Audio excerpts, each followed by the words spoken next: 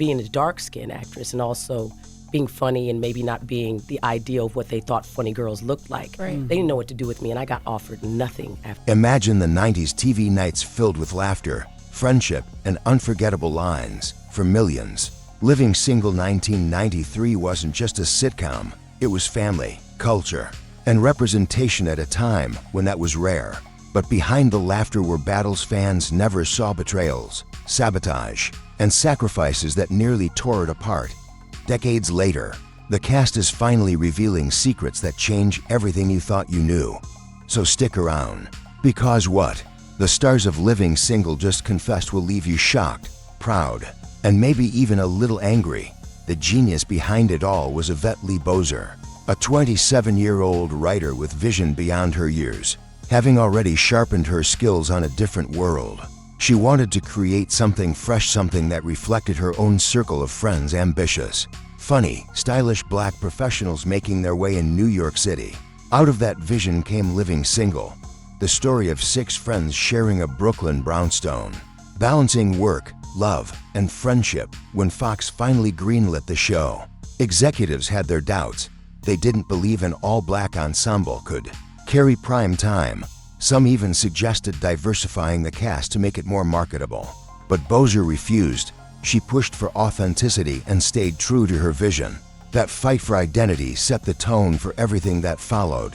When Living Single premiered in 1993, it immediately resonated.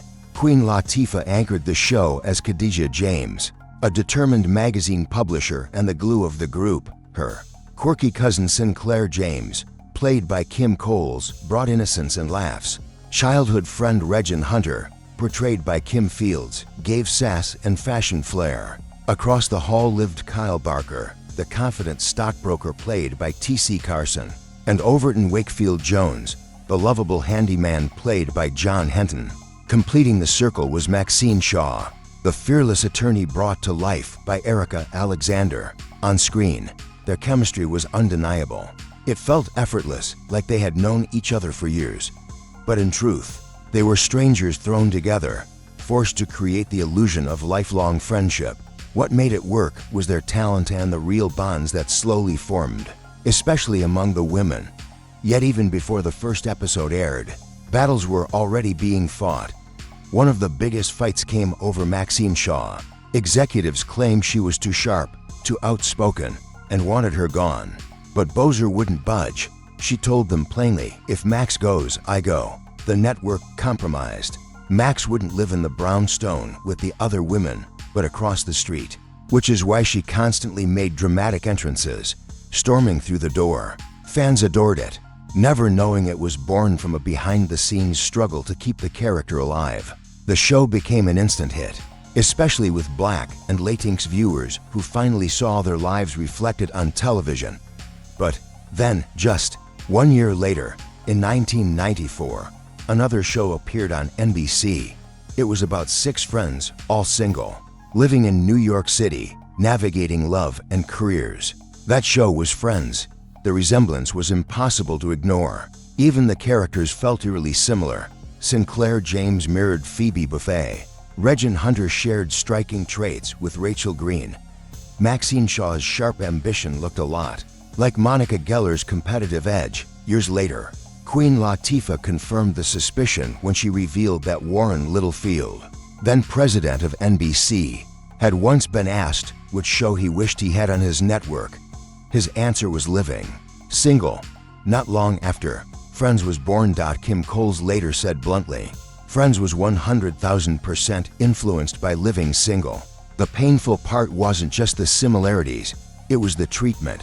Both shows filmed on the Warner Brothers lot, but the disparities were glaring. The cast of Friends received massive salaries, prime advertising, and billboards everywhere. For TC Carson, the difference was a slap in the face. He remembered watching as the Friends cast got everything: bigger budgets, more resources, higher pay, while his cast struggled for recognition. It wasn't jealousy, it was the hurt of seeing their trailblazing work overshadowed and dismissed. Yet through all of this, the women of Living Single built an unshakable sisterhood. Every season, Kim Coles was pressured by executives to lose weight. even threatened that fat jokes would be written into scripts if she didn't. When she confided in Erica Alexander, Erica immediately stood her ground. "I won't read those jokes." Queen Latifah backed her too, and together they made it clear this show would never be used to tear one another down. Instead, they created a safe space backstage, in dressing rooms. They compared their bodies not with criticism but with celebration. They encouraged each other, built body positivity, and embraced their natural beauty at a time when Hollywood was obsessed with thinness. But even their unity couldn't stop the storm brewing. Queen Latifah, while leading the show, carried deep personal grief. In 1992, before filming began, her brother Lancelot Owens Jr. died in a motorcycle accident. To honor him, she wore the key to his bike around her neck during every episode. Fans thought it was just an accessory. For her, it was a daily tribute, a reminder that he was always with her. The greatest wound came when the network turned on TC Carson. He had become the unofficial spokesperson for the cast, pushing back when executives tried to portray Kyle and Overton as stereotypes. He insisted, "You cannot put two buffoonish black men against for strong black women." But instead of seeing his passion as protection of the show's legacy, they saw it as defiance. By the end of season 4, Kyle was written off, supposedly to take a job in London. Carson suspected what was happening and asked directly if he was being fired. Producers lied, telling him, "We would never break up the group." The truth came crashing down the night his farewell episode aired. As Carson watched himself say goodbye to Max, his phone rang. It was his lawyer, confirming his contract was not being renewed. He was out. The impact was devastating. For Erica Alexander, the loss of Carson was personal. The dynamic between Max and Kyle had been one of the show's strongest pillars. She later admitted, "I didn't even know how to be Max without you." It was like someone ripped your soul out and said, "Go." Without him, the energy shifted. New characters were introduced, but nothing could recreate the magic. Even the finals twist, Max having a baby through Kyle's sperm donation, felt hollow. A rushed attempt to tie up loose ends. In 1998, after 5 seasons, Living Single ended, not with a grand farewell, but with a quiet fade out. No billboards, no retrospective, no proper send-off. Kim Coles said she felt blindsided. One day she was with her television family, and the next it was over. Erica Alexander called the ending anticlimactic, an unfair exit for a show that had given so much. What fans never knew was that the show only lasted as long as it did because the cast fought for it. Behind the scenes, Fox had considered canceling it earlier. The cast pushed back hard, even threatening to walk out. At times, they even took personal pay cuts to keep the production alive. Every laugh, every episode, was a product of their sacrifice. When the brownstone doors finally closed, the cast carried those lessons into their own lives. Queen Latifah became a global icon, seamlessly balancing music, film, and television. And today she stars in The Equalizer, using her power to create opportunities for others.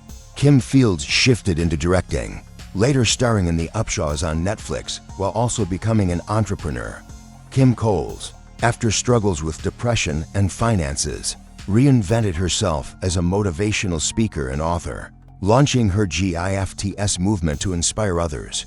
Erica Alexander co-founded Color Farm Media, producing impactful projects like John Lewis, Good Trouble, and The Big Payback, while also acting in acclaimed films like Get Out and American Fiction.